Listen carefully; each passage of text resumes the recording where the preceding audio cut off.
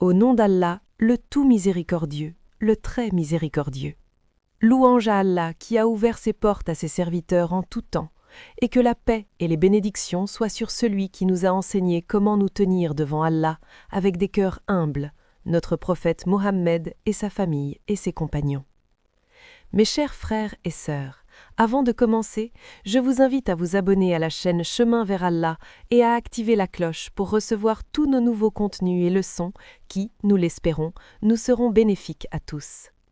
Parmi les plus grands trésors dont beaucoup de gens sont devenus insouciants à notre époque, se trouve le secret de la rencontre avec Allah dans les profondeurs de la nuit ou dans les moments d'intimité où il n'y a d'observateur qu'Allah et pas de témoin si ce n'est lui, glorifié soit-il.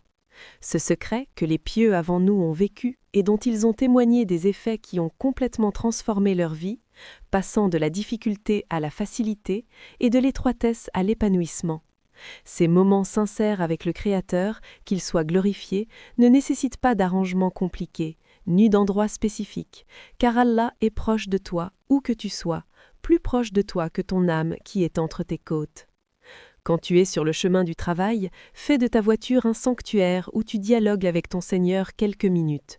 Et quand tu te retires dans ton lit avant que le sommeil ne te prenne, lève tes paumes vers le ciel et parle à celui qui t'entend et à qui rien n'échappe. La véritable clé est de sentir en invoquant que tu t'adresses directement à Allah. Pas seulement des mots prononcés par ta langue, mais une conversation sincère du cœur à celui qui connaît le secret et ce qui est encore plus caché. Consacre de ta journée seulement 10 minutes, des minutes comptées où tu ouvres ton cœur à ton Seigneur, tu lui confies tes soucis et tes besoins, tu lui demandes la guidance et le succès, et tu verras par toi-même comment les choses changent et comment les bénédictions descendent de là où tu ne t'y attends pas. Le prophète, que la paix soit sur lui, ne nous a-t-il pas enseigné le sens de la bienfaisance quand il a dit « C'est d'adorer Allah comme si tu le voyais, et si tu ne le vois pas, lui te voit ». De même, dans ton invocation, parle avec Allah comme si tu te tenais devant lui, car en vérité, tu te tiens devant sa majesté, glorifié soit-il. Et Allah t'entend et connaît ce qui est dans ton cœur avant que tu ne le prononces, et il est le généreux dont les trésors ne s'épuisent pas. Mais il teste ta patience, ta certitude et la sincérité de ta confiance en lui. Si tu as un problème qui pèse sur tes épaules ou un souci qui trouble tes nuits, vas à ton intimité et dépose entre les mains d'Allah tout ce qui est dans ton âme. Si les portes du ciel s'ouvrent pour toi, tu verras un soulagement auquel tu ne t'attendais pas. Tu sentiras une lumière remplir ta poitrine, une tranquillité habiter ton cœur et un succès accompagner tes pas. Mon appel pour vous est de faire de ces moments d'intimité quotidien une habitude ininterrompue. Parlez avec Allah comme vous parlez avec ceux que vous aimez, même plus encore, car personne n'est plus miséricordieux envers toi ni plus généreux qu'Allah. Même si tu portes des péchés et des erreurs, ne désespère pas de la miséricorde d'Allah, car Allah dit dans le hadith Qudsi « Ô mes serviteurs, vous êtes tous égarés, sauf ceux que j'ai guidés.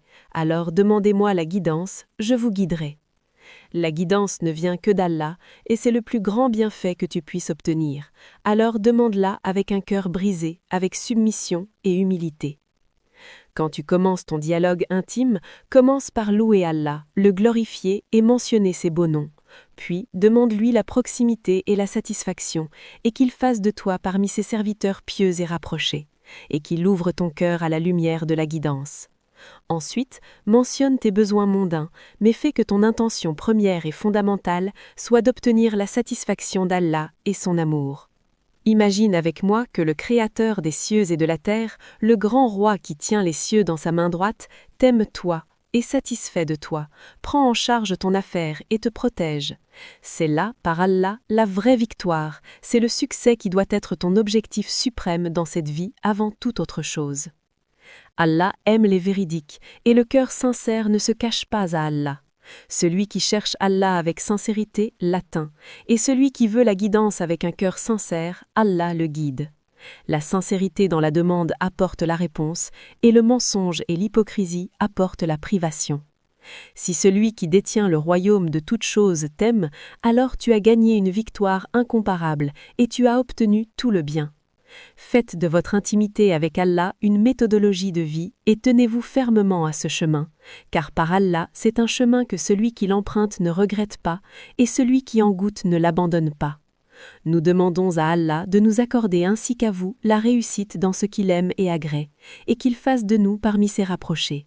Louange à Allah, Seigneur des mondes.